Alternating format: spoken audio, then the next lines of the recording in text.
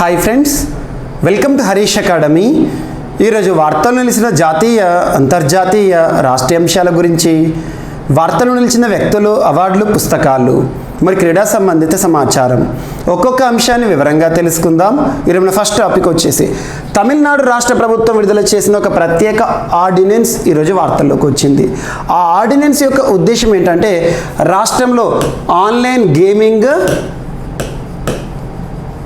మరియు గ్యాంబ్లింగ్ల పైన ప్రత్యేకమైన నిషేధాజ్ఞలు. గ్యాంబ్లింగ్, సో ఆన్లైన్ గేమింగ్ మరియు గ్యాంబ్లింగ్ పైన నిషేధాజ్ఞలు విధిస్తూ ప్రత్యేకమైన ఆర్డినెన్స్తో వార్తలు నిలిచిన రాష్ట్రం ఏది ఇటీవల అంటారు తమిళనాడు రాష్ట్ర ప్రభుత్వం. ఇక్కడ తమిళనాడు రాష్ట్రం అనే అంశాన్ని పక్కన పెడితే ఆర్డినెన్స్ అనే ఒక పదాన్ని మనం ఇక్కడ నేర్చుకోవాల్సి ఉంటుంది. ఆర్డినెన్స్, సో ఆర్డినెన్స్ దేశవ్యాప్తంగా అమల్లోకి వచ్చే, సో దేశానికి సంబంధించిన ఆర్డినెన్స్ని విడుదల చేసే అధికారం ఎవరికి ఉంటుంది? భారత రాజ్యాంగం ప్రకారం, అంటే భారతదేశంలోనే అత్యున్నత పదవి రాజ్యాంగ అధినేత అయిన రాష్ట్రపతి. సో రాష్ట్రపతికి కల్పించబడిన అధికారాల్లో ఒక అధికారం ఆర్డినెన్స్ పవర్. సో రాష్ట్రపతికి సంబంధించిన ఆర్డినెన్స్ పవర్ ఆర్టికల్ 123. రాష్ట్రపతి విడుదల చేసే ఆర్డినెన్స్, సో రాష్ట్రపతి ప్రొమల్గేట్ చేసే ఆర్డినెన్స్ ఏదైతే ఉంటుందో అది దేశానికి సంబంధించింది. అదే ఒక రాష్ట్రానికి సంబంధించి రాజ్యాంగ అధినేత అని ఎవరిని పిలుస్తాం మనం? రాష్ట్ర గవర్నర్. సో రాష్ట్ర governor, a state governor, otherwise governor of the state has the particular power to promulgate ordinance concern with that particular state అంటాం. అంటే ఒక రాష్ట్రానికి సంబంధించి, రాష్ట్రానికి ఉద్దేశించబడిన ఆర్డినెన్స్ని విడుదల జారీ చేసే అధికారం కలిగి ఉన్న వ్యక్తి ఎవరు అంటే గవర్నర్. మరి గవర్నర్కి ఆర్డినెన్స్ అధికారం ఉంటుంది, రాజ్యాంగం ప్రకారం ఉంటుంది. రాజ్యాంగం ఇస్తున్న అధికారం ఏ ఆర్టికల్ ఆధారంగా అంటారు? ఆర్టికల్ 213. ఆర్టికల్ 213 గవర్నర్ ఆర్డినెన్స్ అధికారం. ఆర్టికల్ 123 రాష్ట్రపతి ఆర్డినెన్స్ అధికారం. గుర్తుంచుకోండి, ఆర్డినెన్స్ అంటే తాత్కాలిక చట్టం, ఒక 6 నెలల పాటు అమల్లో ఉండే ఒక చట్టం అని గుర్తుంచుకోండి, తాత్కాలిక చట్టం. సో ఇక్కడ ఏమంటున్నాను? తమిళనాడు రాష్ట్ర గవర్నర్ విడుదల చేసిన ఆర్డినెన్స్ ఉద్దేశం ఏంటి? ఆన్లైన్ గ్యాంబ్లింగ్ మరియు ఆన్లైన్ గేమింగ్ ఏదైతే ఉంటుందో వాటిపైన నిషేధాజ్ఞలు. అంటే ఏంటంటే రాష్ట్ర వ్యాప్తంగా పేకాట కానివ్వండి, జూదం కానివ్వండి, ఇటువంటి వాటిపైన ఎక్కువగా ప్రజలందరూ కూడా, పౌరులు ఎక్కువ మంది దానికి అడిక్ట్ అయ్యి నష్టపోతున్నారు అని గమనించి ప్రభుత్వం ఏం చేసిందంటే లాటరీలు, గ్యాంబ్లింగ్, ఆన్లైన్ గేమ్ల పైన నిషేధాన్ని ఉద్దేశిస్తూ ఒక ఆర్డినెన్స్ గవర్నర్ వారు విడుదల చేశారు. ఇక్కడ మనకు ఒక కేసు గురించి నేర్చుకోవాలి. అంతకంటే ముందు ఒక ఫండమెంటల్ రైట్, మనకు పార్ట్ 3 ఆఫ్ ఇండియన్ కాన్స్టిట్యూషన్, భారత రాజ్యాంగం, దేశంలో అమల్లో ఉన్న అత్యున్నత చట్టమైన రాజ్యాంగంలో భాగం 3 పార్ట్ 3 ఏం చెప్తుంది?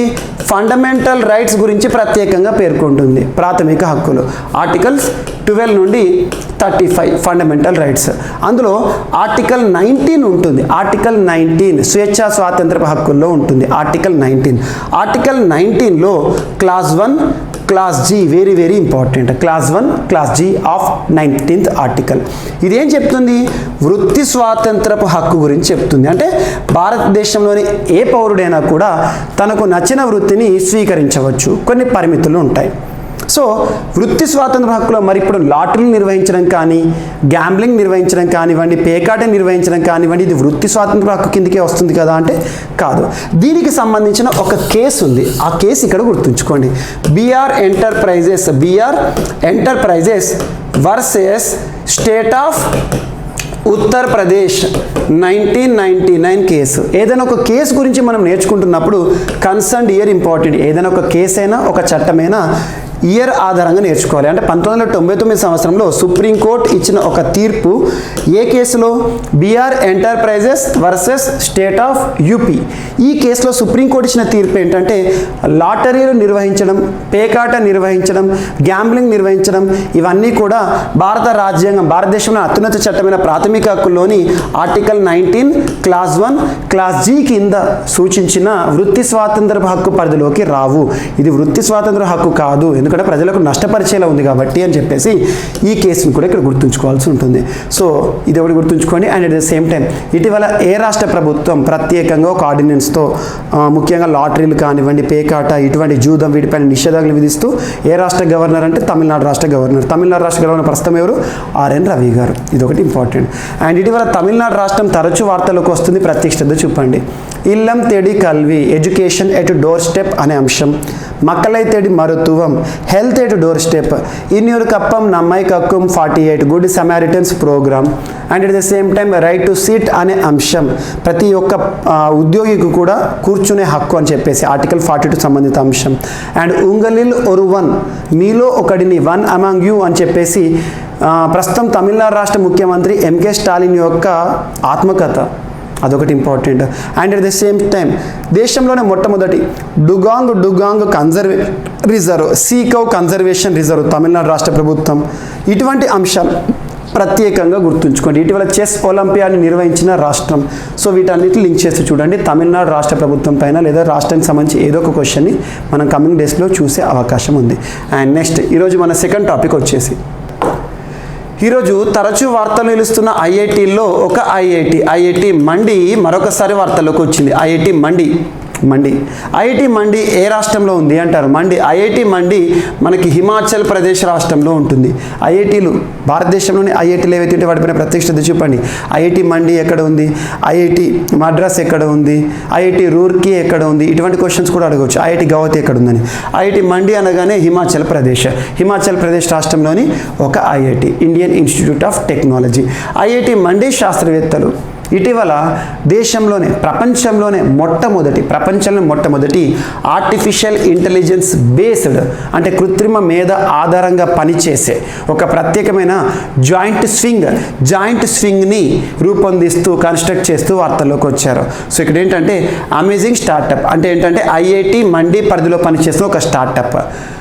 వారు ఏం చేస్తారు? The biggest swing will be built in మనాలిలో నిర్మిస్తున్నారు. సో ఇదేంటంటే మనకు కామన్గా పర్యాటక ప్రదేశాలు ఎక్కడికైనా వెళ్ళామనుకోండి, the most attractive tourist destinating sites, అందులోనూ హిల్లీ ఏరియాస్లో ఈ స్వింగ్స్ అనేవి మనకు కామన్, జాయింట్ స్వింగ్ అంటాము. సో అటువంటి స్వింగ్ కృత్రిమ మేధ ఆధారంగా పనిచేసే స్వింగ్. కామన్ ఇప్పటివరకు పనిచేసిన స్వింగ్స్ ఏవైతే ఉంటాయో వాటన్నిటికి కూడా మానవులు నిర్వహిస్తారు. ఏదైనా స్వింగ్ మనం బెల్ట్తో మనము ధరించినప్పుడు దాని నిర్వహణ మొత్తం కూడా వ్యక్తులు చూసుకుంటారు ఉంటారు. కానీ మొదటిసారి ఆర్టిఫిషియల్ ఇంటెలిజెన్స్ ఆధారంగా పనిచేసే ఒక ప్రత్యేకమైన స్వింగ్ని మనాలిలో ఏర్పాటు చేస్తున్నారు ఐఐటి మండి శాస్త్రవేత్తలు. ఎగ్జామ్లో గుర్తుంచుకోండి, మొట్టమొదటి ప్రపంచంలోనే కాబట్టి ఇంపార్టెంట్. మరింత పర్యాటక రంగాన్ని అభివృద్ధి చేయడం దీని వెనుక ఉన్న ఉద్దేశం. And at the same time ఇటీవల కాలంలో వార్తలు ఇచ్చిన ఐఐటీలు ఏవైతే ఉంటాయో, ఐఐటి మద్రాస్ కానివ్వండి, ఐఐటి హైదరాబాద్ కానివ్వండి, IIT Bombay, IIT Delhi, IIT Kharagpur and IIT Guwahati, IIT ఇటీవల కాలంలో ఏవైతే వార్తల్లోకి వచ్చినాయో వాటన్నిటి కూడా ప్రత్యేకంగా చూడండి. కమింగ్ కాంపిటేటివ్ ఎగ్జామినేషన్లో what ever the examination baby ఖచ్చితంగా ఐఐటీల పైన ఒక క్వశ్చన్ అడుగుతారు. మీకు ఐఐటీల పైన సంపూర్ణమైన వీడియోని జీవీకే స్టడీ సర్కిల్ యాప్లో మిషన్ 100 కోర్సులో ఐఐటీలకి సంబంధించి సంపూర్ణ సమాచారం ఆల్మోస్ట్ ఒక 60-70 టాపిక్స్ ఉంటాయి. వాటన్నింటి కలిపి ఒక వీడియో రూపంలో తీసుకొచ్చాను, ఒకసారి చూడండి. So mission 100 GVK study circle యాప్ని ఇప్పటివరకు ఇన్స్టాల్ చేసుకొని వారు ఎవరైనా ఉంటే ఈరోజు ఇన్స్టాల్ చేసుకోండి. అక్కడ మీకు కొన్ని ఇంపార్టెంట్ పీడిఎఫ్లని కూడా ఫ్రీ డౌన్లోడ్ కింద కూడా కొన్ని పెట్టాను, ఒకసారి చూడండి. Coming group 1 examination AP and తెలంగాణకి సంబంధించి ఉపయుక్తంగా ఉంటుంది మిషన్ 100. సో ఐఐటీలకు సంబంధించిన సంపూర్ణ సమాచారం మీకు తరచూ రిపీట్ చేస్తున్నాను, దానికి సంబంధించిన డెప్త్ ఇన్ఫర్మేషన్ మీకు అక్కడ దొరుకుతుంది. And next cheetahs reintroduction in India, భారతదేశంలో చీతాల పునఃప్రవేశం. భారతదేశంలో అంతరించిపోయాయి చీతాలు అని చెప్పేసి 1992లో అప్పటి భారత ప్రభుత్వం పేర్కొంది. అప్పటి భారత ప్రభుత్వం 1992 కాదు 1952 మీకు చాలాసార్లు రిపీట్ చేశాను. 1952లో అదే చిట్ట చివరి చిరుత యొక్క కళేబరం చనిపోయిన మృతదేహం 1948లో అప్పటి ఒక ప్రాంతం ప్రస్తుతం చూసుకుంటే అది ఛత్తీస్గఢ్లో ఉంది, ఆ ప్రాంతంలో బయటపడింది. సో ఇక్కడ చీతాస్ అనేవి అంతరించిపోయాయని చెప్పేసి భారత ప్రభుత్వం 1952లో ప్రకటించింది కదా. అటువంటి చీతాస్ని మరొకసారి పునఃప్రవేశపెట్టాలి. చిరుతలు ఒకప్పుడు స్వర్గంలో ఫీల్ అయ్యే భారతదేశంలోని చిరుతలు అంతరించిపోవడం అనేది మామూలు విషయం కాదని చెప్పేసి భారత ప్రధాని నరేంద్ర మోదీ గారి చొరవతో ఇటీవల లాస్ట్ సెప్టెంబర్ 17 రోజున చీతాస్ని నమీబియా నుండి తీసుకువచ్చేసేసి దాదాపు 8 చీతాలని మన భారతదేశంలోని కునో అనే ఒక జాతీయ పార్కులో ప్రవేశపెట్టడం జరిగింది. కునో జాతీయ పార్క్. అటువంటిది ఈ చీతాస్ని మానిటర్ చేయడానికి భారత ప్రభుత్వం ministry of environment, forest, climate change ప్రస్తుతం భూపేంద్ర యాదవ్ గారు కన్సర్న్ మినిస్టర్గా ఉన్నారు. So ministry of environment, forest, climate change. So that ministry concern with forest in India, environment in India. So ఈ మినిస్ట్రీ వారు ఏం చేశారంటే 9 మంది సభ్యులతో కూడిన ఒక టాస్క్ ఫోర్స్ని ఏర్పాటు చేశారు. 9 మంది సభ్యులు. ఆ టాస్క్ ఫోర్స్ యొక్క ఉద్దేశం ఏంటి?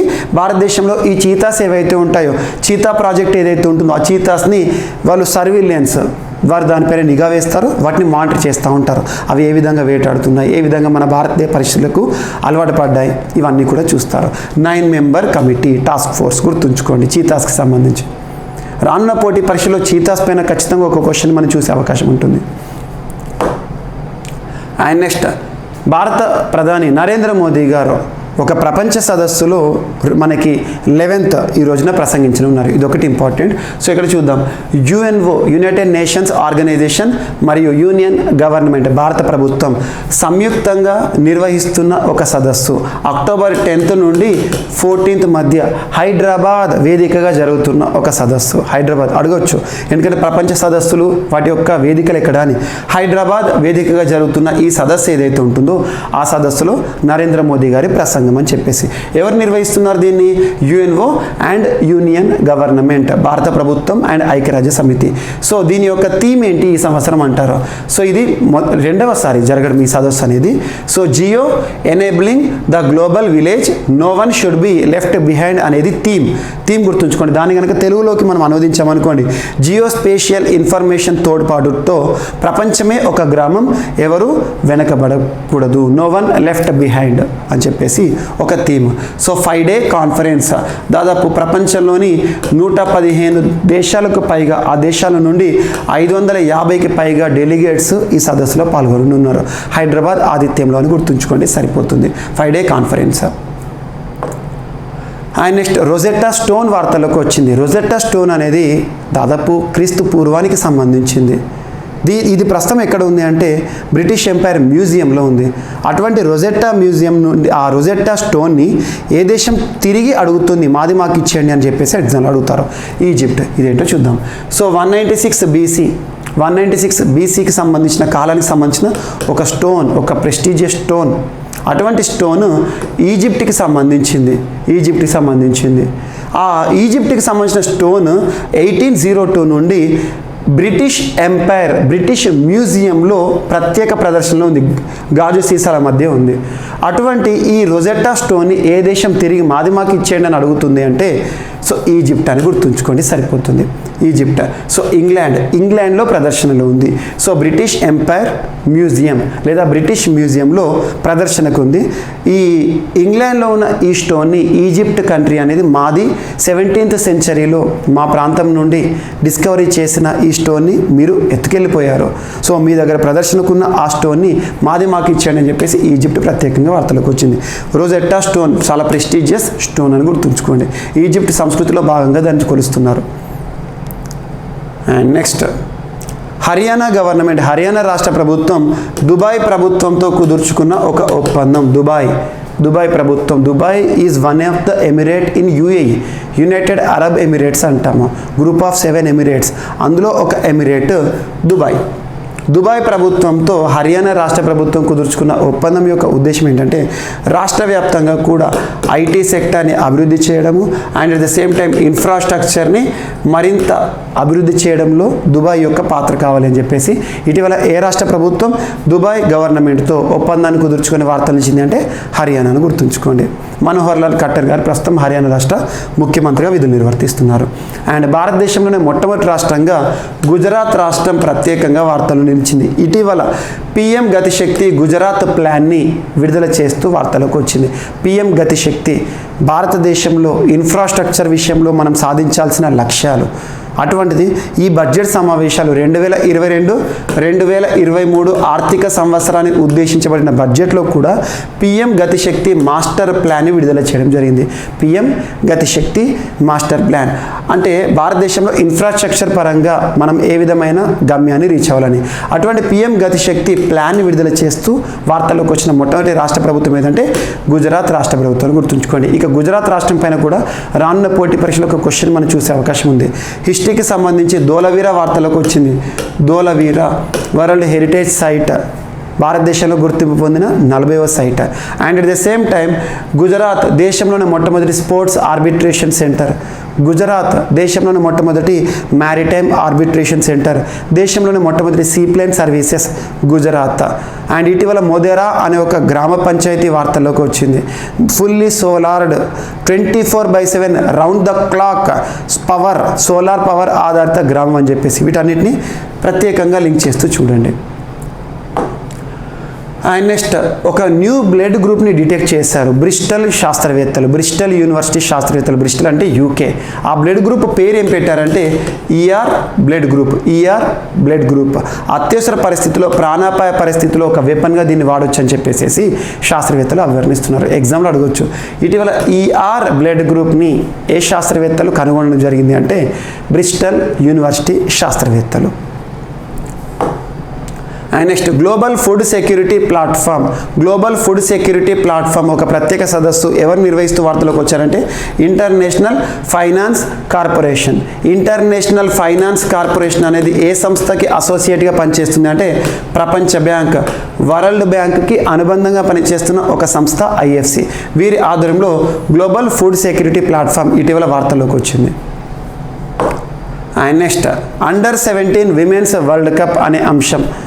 సో చరిత్రలో 7వది, మొట్టమొదటి అండర్-17 విమెన్ ఫుట్బాల్ వరల్డ్ కప్ ఏ సంవత్సరంలో జరిగిందంటే 2008. అలా ప్రతి 2 ఏళ్ళకు ఒకసారి జరుగుతుంది.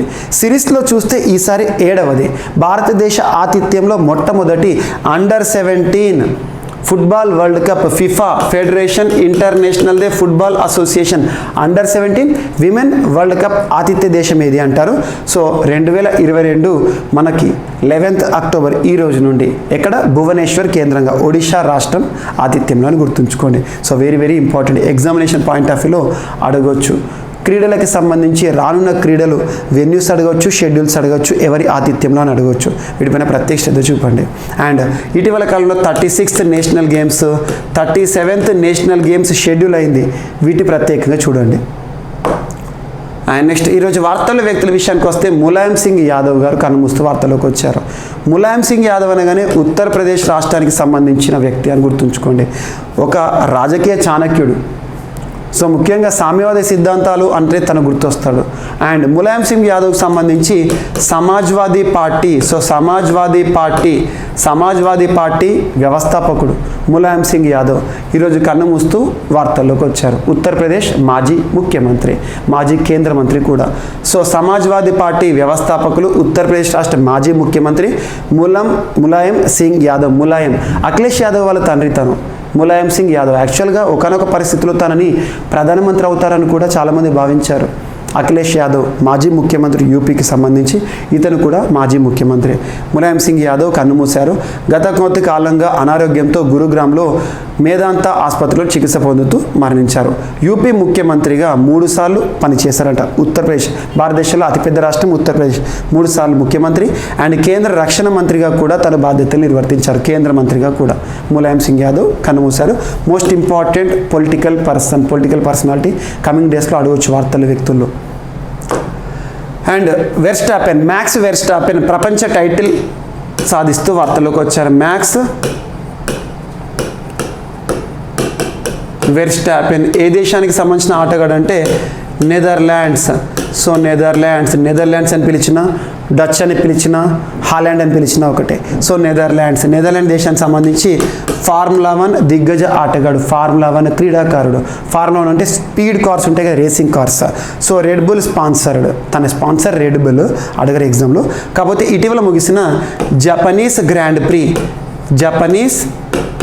గ్రాండ్ ప్రీ విజేతగా నిలిచారు. ఈ విజయంతో ప్రపంచ టైటిల్, వరల్డ్ ఛాంపియన్గా మరొకసారి అవతరించాడు. సో మ్యాక్స్ వెర్స్టాపెన్ ప్రపంచ టైటిల్ అని గుర్తుంచుకోండి. ఛాంపియన్ 2022 2022 సంవత్సరానికి సంబంధించి ప్రపంచ ఛాంపియన్గా వార్తలోకి వచ్చారు. ముఖ్యంగా ఫార్ములా 1 అనగానే లూయిస్ హ్యామిల్టన్, మ్యాక్స్ వెర్స్టాపెన్ వీరిద్దరు కూడా ప్రముఖ వ్యక్తులు. సో గుర్తుంచుకోండి. సో ఇవి ఈరోజు వార్తలకు వచ్చిన అంశాలు.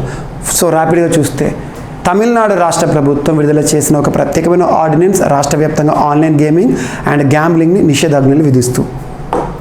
అండ్ నెక్స్ట్ ఐఐటి మండి ప్రపంచంలోనే అతిపెద్ద మరియు మొట్టమొదటి artificial intelligence based joint swing అనే అంశం.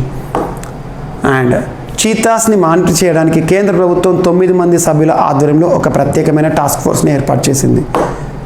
And world geospatial information congress ఏదైతే ఉంటుందో Hyderabad ఆతిథ్యంలో.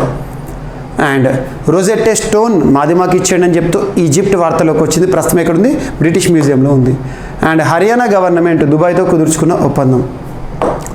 And Gatishakti Gujarat, PM Gatishakti master ప్లాన్ని సిద్ధం చేసిన మొట్టమొదటి రాష్ట్రం ఏదంటే గుజరాత్. అండ్ ఈఆర్ అనే ఒక కొత్త రకమైన బ్లడ్ గ్రూప్ని కనుగొంటూ వార్తలోకి వచ్చిన శాస్త్రవేత్తలు బ్రిస్టల్ యూనివర్సిటీ శాస్త్రవేత్తలు, UK. And global food security platform ఐఎఫ్సికి సంబంధించిన అంశం వార్తలోకి వచ్చింది. అండ్ అండర్-17 women's world cup India Bharat ఆతిథ్యంలో ప్రారంభమైంది.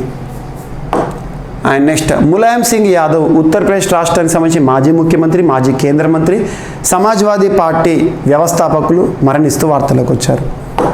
అండ్ 2022 ప్రపంచ ఛాంపియన్గా మరొకసారి మ్యాక్స్ వెర్స్టాపెన్, గుర్తుంచుకోండి, జపనీస్ గ్రాండ్ ప్రీ విజేత. సో ఇవి ఈరోజు వార్తలు నిలిచిన అంశాలు. మిస్లేనియస్ అంశాలు ఏమైనా మిగిలిపోతే మాత్రం రేపటి క్లాస్లో యాడ్ చేసుకుని నేర్చుకుందాం. మళ్ళీ రేపు కలుద్దాం. Thank you.